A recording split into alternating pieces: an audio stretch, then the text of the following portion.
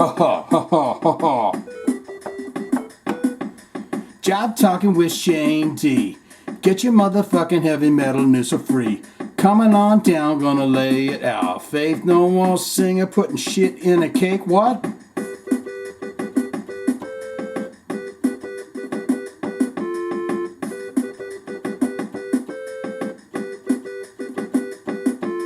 Shane D, motherfucking Shane D, coming back at the goodies, and you know it's a free. We're gonna give you hard rock, gonna give you heavy metal, gonna give you a headache, gonna get you in the devil. The devil. The devil. Jive Talkin, motherfucking Jive Talk shit. What's going on, everybody? Welcome, one and all back once again. Episode, what is it, 47 of Jive Talkin with Shane Diablo. My heavens to Betsy, we are really going for it. We're really getting in there and really learning a lot about the heavy metal news stories. This one, just, it has to come right out of the gate, right? Faith No More singer Mike Patton once pissed on a Guns N' Roses teleprompter and put shit in a cake of theirs. How do you not want to read a story like this, my fine friends? And welcome back to the podcast if I haven't told you that already. Drinky time. Not a sponsor. But let's get into this story and find out exactly what happened. I don't remember a time where they would have crossed paths. Maybe this was some kind of a festival situation. Back in 1992, Faith No More went on tour as support for Guns N' Roses and Metallica. However, as Faith No More singer Mike Patton shares in a new interview, that tour was not the greatest experience. Was that the one where Guns N' Roses, the big riot happened when, what was it, James Hetfield burned himself or something, and Axl Rose didn't want to go back out and play or something like that? Please get in the comments on that, please. Let's see. Speaking to The Guardian, Patton reflected on the time and the stadium tour that Faith No More took part in. He shares that Guns N' Roses really pissed him and the band off, and how things started to escalate between the two acts. This is what Mike Patton shared regarding this matter. Guns N' Roses pissed us off because they didn't talk to us. At a certain point, we started talking shit in the press, and then they got pissed off and threatened to fire us on the tour. We're like, okay, if we deserve it, then fine. But they didn't do it. Eventually, things got so rough between the two acts that Patton decided to piss on their teleprompter. That said, there is also another story involving Mike Patton being pissed off with the Guns N' Roses, and this story involves a different bodily fluid. That means a poo-poo. If you're shitting in a cake, that means a stool, a turd.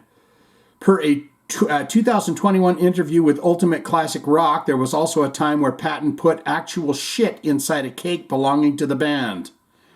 What I did is I took a chocolate cake. It was at a big table of catering. I took this cake and I put some of my shit inside of it, then put it back there.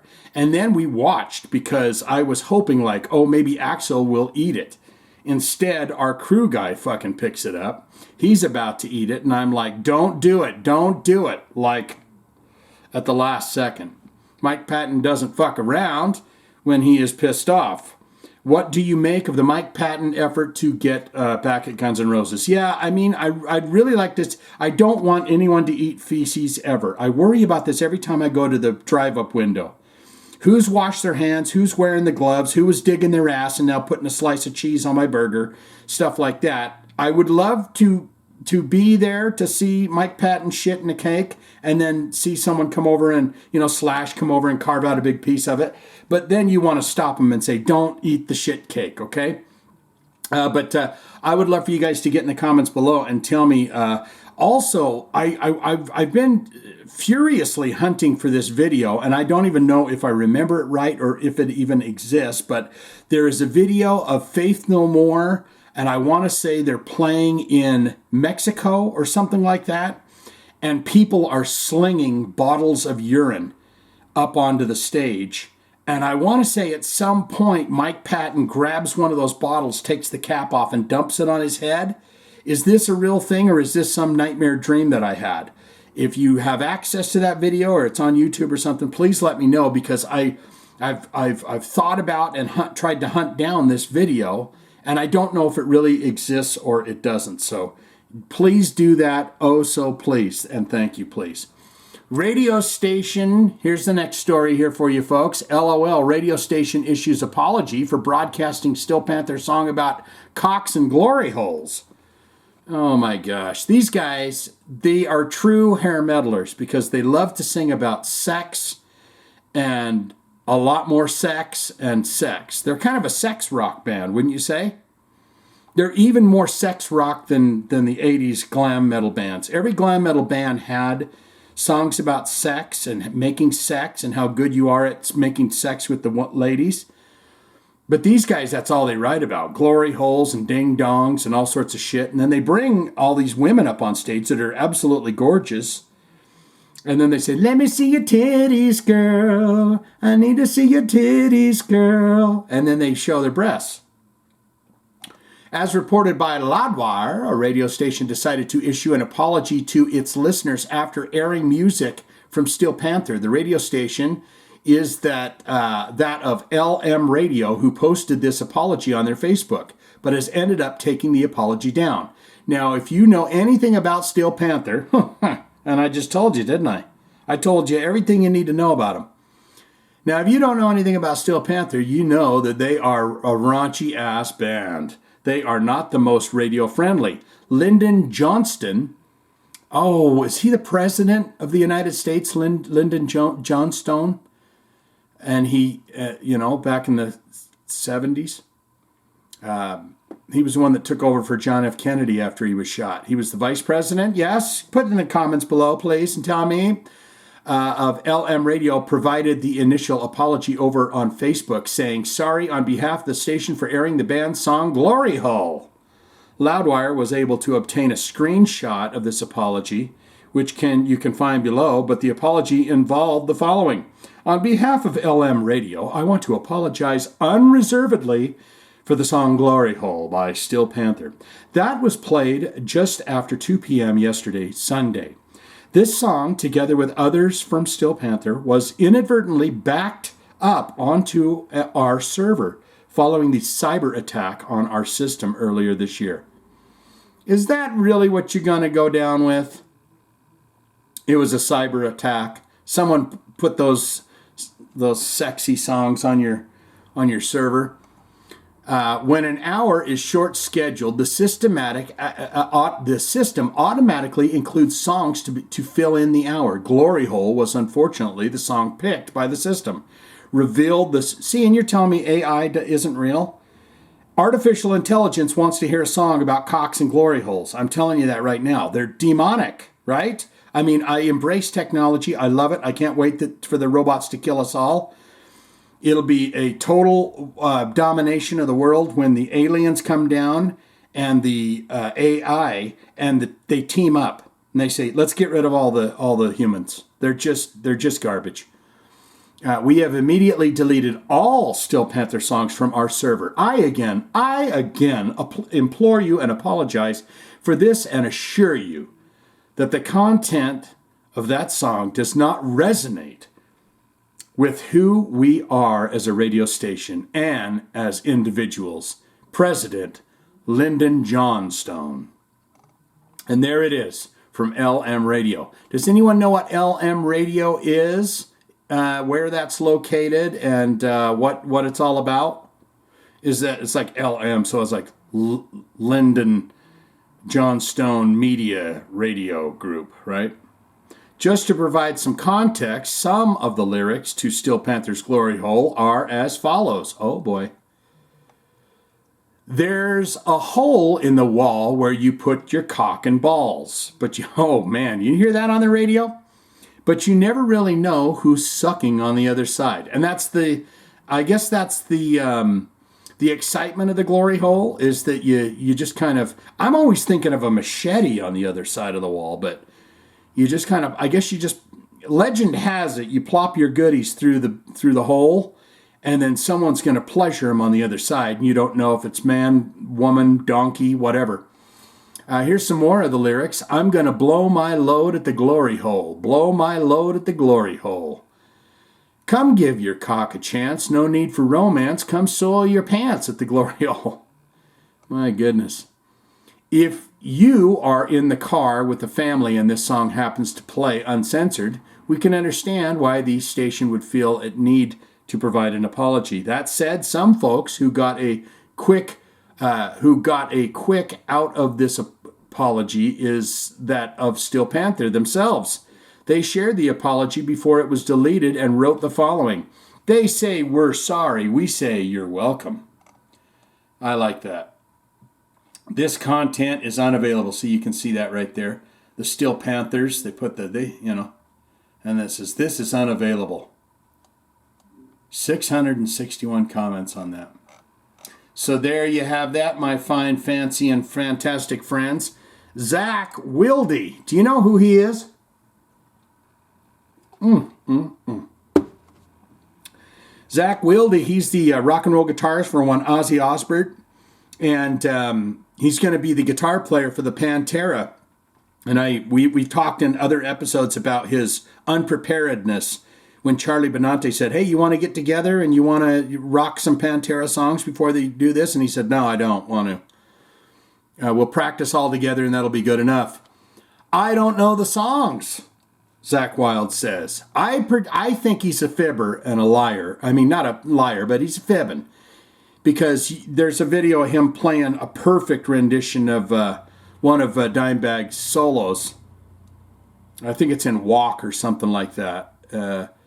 He knows the shit, so he can say, I don't know these songs. I don't know. What's going Pan who? Pantera? I don't know. I don't know what you're talking about. But Zakk Wylde here says that he don't know the songs. He still has to learn how to play Pantera songs. This makes him look much better. Because people will say, he didn't even know a single song before those concerts. But he took the time to learn them, and they sounded perfect, right? There has been a lot of hype surrounding the upcoming Pantera shows, but you might be surprised to hear that one of the members of the band is not prepared yet. That member being Zakk Wylde.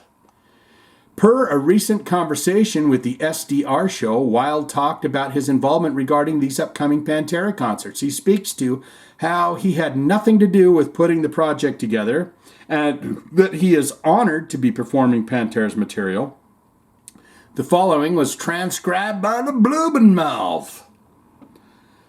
I had nothing to do with putting the Pantera thing together. I'm friends with the guys. It'd be like if Noel Redding and Mitch Mitchell were going to do a tribute to Jimi Hendrix, and they asked Eric Clapton, Eric, would you... So he's saying he's Eric Clapton? Eric, would you sing and play Jimmy's stuff?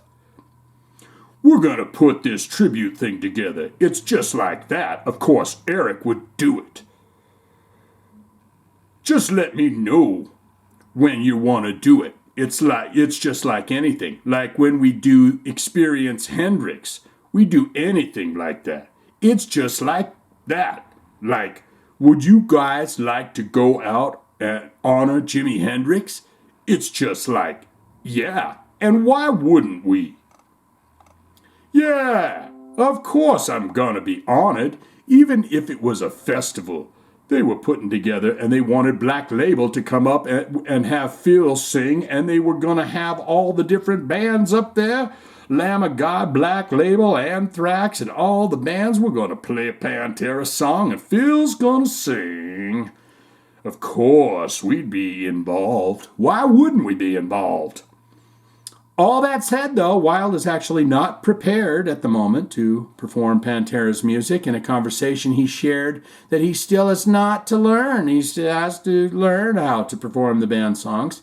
I don't know how to play the songs. If Dime had to play the No More Tears solo, and Mama I'm Coming Home, and Miracle Man, and Perry Mason, and Suicide Messiah, it'd be like, you must know Zakk's stuff. He would be like, no, I don't know any of his stuff. Zakk's my buddy, but no, I don't know any of this stuff. So there you have that. this sort of surprises us, for not only did the band have shows coming up this December, oh, it's that quick, but Wylde was friends with Dimebag, and you might assume that he would have learned a Pantera song or two by now, and he has.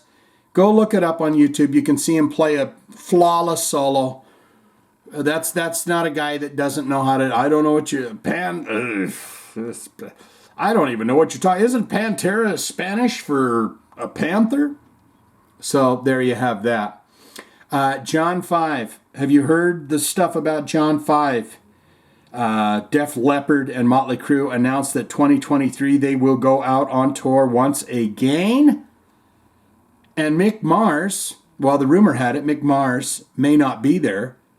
And John 5 might just be the guitar player that fills in for him. But also in other news that's probably not here in this article is that Tommy Lee and Nikki Sixx celebrated Tommy Lee's 60th birthday. And guess who was there in the photos? If you go to Instagram and look up Tommy the Long Dong Lee, I think that's his handle, you're going to see images of John 5 there. Let's see. John 5 finally comments on rumors whether he's joining Motley Crue or not.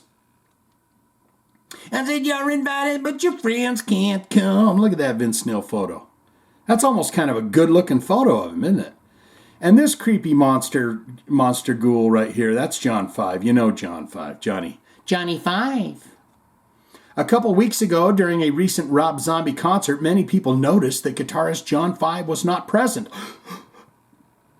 And I think it was old, yeah, they're going to say it right here. In John's place was that of one of Zombie's past guitarists. And he might have been the guy, this is Mike Riggs. I thought Riggs was the guy that wrote the guitar riffs to dig through the ditches and burn through my britches and slam in the back of my... This got many metal publications and folks wondering if John 5 was no longer part of Zombie's band. Then the following day, a rumor started floating about that John 5 may actually be joining that of Motley Crue as the guitarist. This rumor originated with the publication of Metal Sludge. Have you ever been there? That Metal Sludge, Miss Althea don't like me saying this, but Metal Sludge is where you can go see that Peony chart. I wonder if John 5's on there, or Mick Mars, or Mike Riggs. Metal Sludge, who reported that they were tipped off from a few in the industry that guitarist John 5 is being considered to take on a role in Motley Crue. What do you guys think of that? Please get in the comments below and tell me what you think of Mick Mars hanging up his hat. He's looking, I'm waiting for him to turn into some brittle, like seeing those horror movies or whatever when the vampire gets in the sun and they crinkle up and turn to ash and just kind of blow off the stage. I'm wondering if this might be a good idea.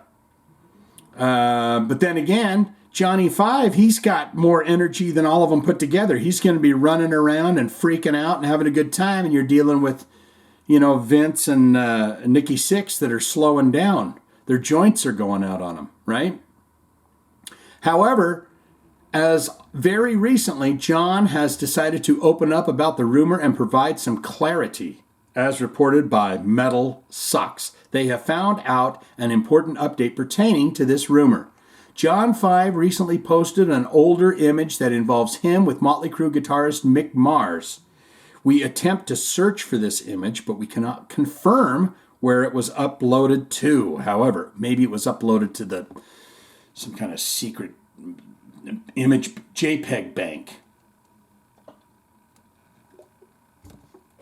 However, Metal Sucks report that a fan commented on this photo and asked John about the rumor and if he was in fact joining Motley Crue. John then said the following in response: "No, just a rumor." Oh, okay. All right, so end of that. No, he's not going to do it. There you have it, folks. Per John 5 himself, he is not joining Motley Crue as a guitarist. Well, he will now, right? Of course he's going to now, because Tommy Lee's going to go, "Bro, dog, bro. That's a great idea. If Mick doesn't want to do it, then we'll get John 5, bro. And I can show him my ding-dong." It'll be great. One more story here before we get into your comments. Jim Root.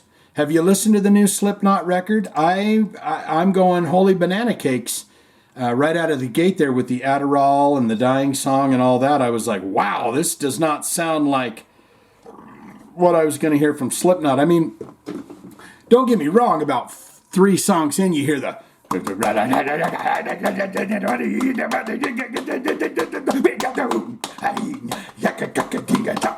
And then the next song after that is...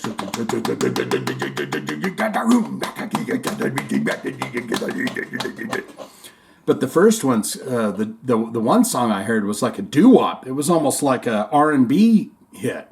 I mean, I wasn't hating it. I would love for you guys to get in the comments below, tell me what you think of that. But Jim Root, apparently he said something about, maybe they'll have it in this story, but he was unable to write anything. So it's always interesting when someone in the band was unable to take part in an album. It's always shit, right? You never hear, that's the best record we've ever put out. Now, I wasn't able to, give all all of my goodies that I usually would give to a Slipknot record because I had other things going on or something important to deal with. And it's the best record we've ever done. No, it's going to be shit, if you're not involved in it. But Jim Root says, oh, fuck, this doesn't sound like Slipknot to me. Jim Root shares his early reaction to the end so far. And he's not wrong, because that's exactly what I thought. The minute it started, I was like, that's an interesting little intro-y thing they got there. And then when it started to get into the lot of Corey Taylor singing with backup singers and stuff going, ooh, wap. Like I do, upon listening to the material that would make up the band's new album, The End So Far, Slipknot guitarist Jim Root was taken aback by what he heard. Because Clown and Corey Taylor are pretty much in charge of all that, right? At one point during a recent interview with Guitar World, Jim is asked if he played a big part in creating this record.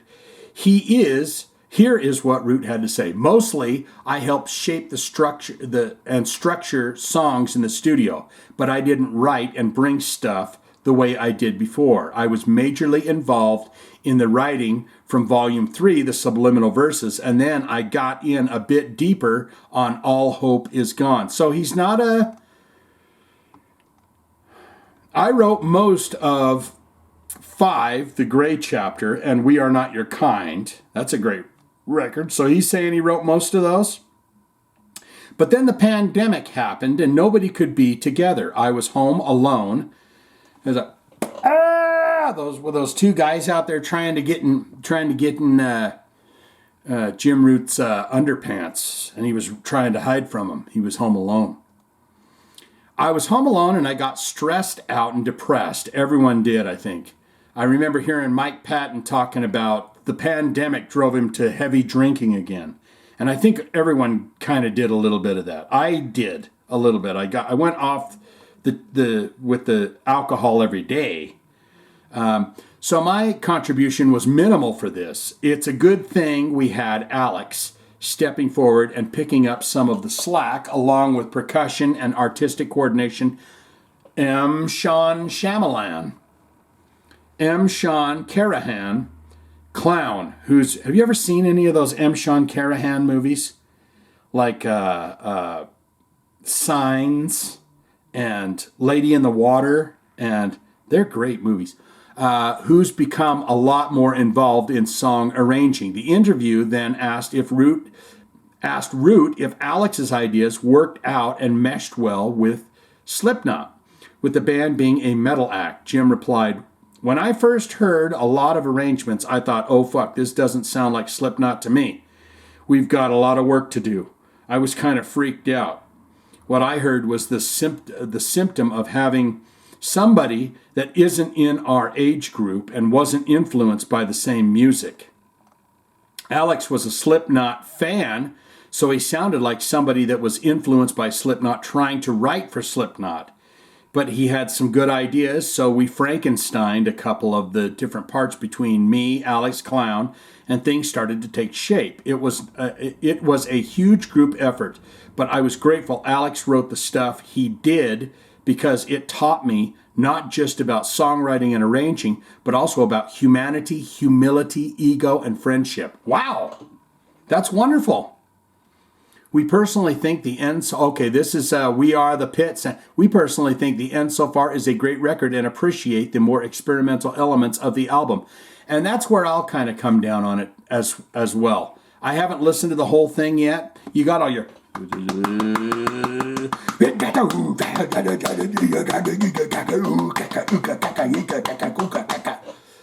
But there's a lot of stuff in there that's way different than anything they've ever done, and I'm not prepared to give it 1 star or 5 stars right now. I think this is an album you need to really take in. What did Corey Taylor say about it? He says, sometimes you guys just need to shut the fuck up and listen to what we give you. And they've given you quite a bit of kick-ass music. We Are Not Your Kind, they could have settled their hat on that for another year or two. So I'm not prepared to give any kind of say. I would love for you to get in the comments below and tell me what you think of the end so far, if you can do that. It is time for your comments. And there's only 3 here. So we're gonna do them. I'm a bit shocked by this and surprised. But we got Mike Buchanan right here. And he's got a good one. He's got a nice long one here. Bring back the rap intro, please. Well, I guess you're going to be happy about that this episode because wham bam, thank you ma'am, there it is. I would suspect that Slipknot would be in the same way as FIR. Who's that? Falling in Reverse, if their electronics were not working. Oh, really? Yeah, is the little guy not really playing? Doesn't matter to me either way. I don't think they are doing anything wrong. There you go. Don't bother with Halloween Ends. Oh, really? He's got ... yawn. Everyone thinks Halloween Ends is stinky. I didn't think that other one was too terrible. The one where she's fighting him or whatever. Spoiler alert, fighting him at the end. Gojira is a fantastic band.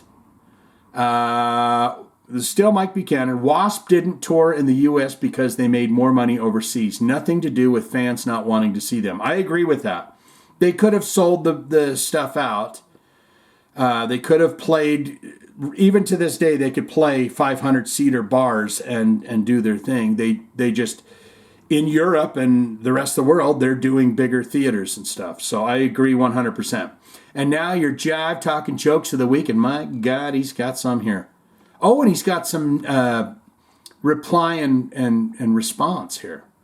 My wife is kicking me out because she's fed up with my South American animal puns. Okay, I said it. Alpaca my bags. Oh, my. And I just learned the word alpaca. I asked my phone, Siri, why am I so bad with women? She said, I'm Alexa, you moron. Oh, I didn't even catch that until I reread that. He asked Siri, why am I so bad with women? And she said, I'm Alexa, you moron. Yeah, that'll get you kicked right in the nuts.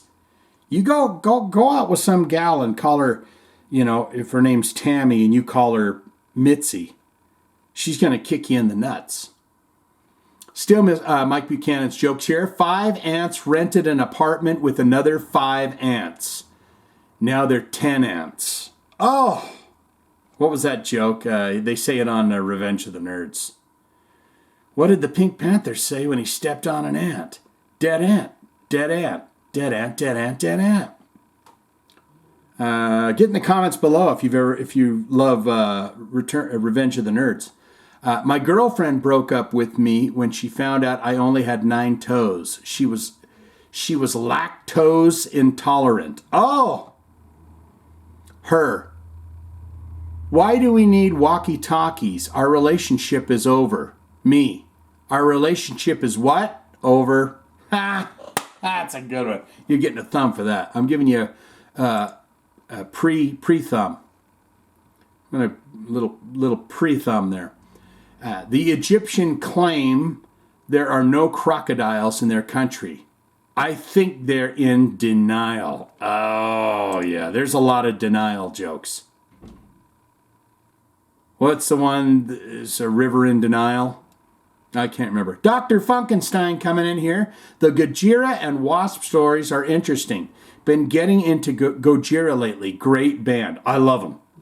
I absolutely love that band.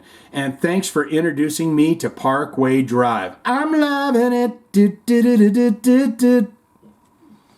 I guess I should have said the Gojira and Wasp stories are interesting. Been getting into Gojira lately. Great band. Microphone, guitar, emoji, drum emoji, heavy metal emojis. And thanks for introducing me to Parkway Drive. I'm loving it.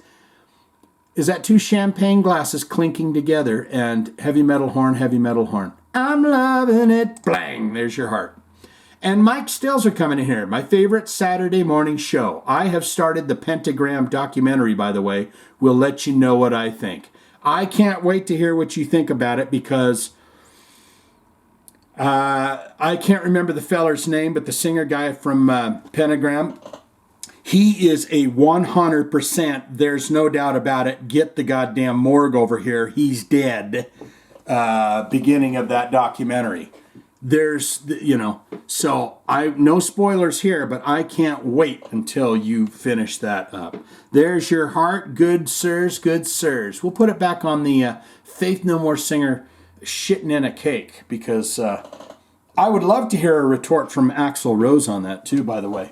All right, my friends, much love. Get out there, seize the day, mow the lawn, drink a nice cold one, do a little exercising, get that heart rate up, get that watery substance coming out of you in some form or fashion. That is sweat. You might say, why is this watery substance coming out of my flesh? It's just sweat, and it's good. It's the heart, the lungs working. Get out there and do those things. Stop smoking. Don't do bad things. Do all good things. This thing just turns off on its own, and then I have to come in here every damn time and try and get it figured out again. Was it 5?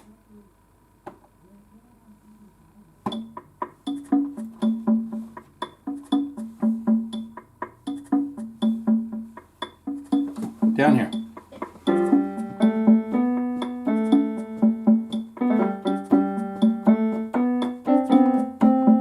Jive Talkin with Shane D. Get your rock and roll news for free. You can do this on your own free time, but Shane does it for you so you can have a good time.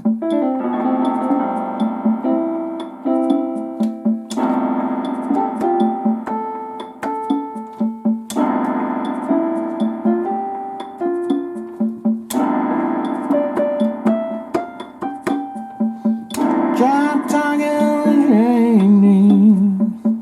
get your sex party for free.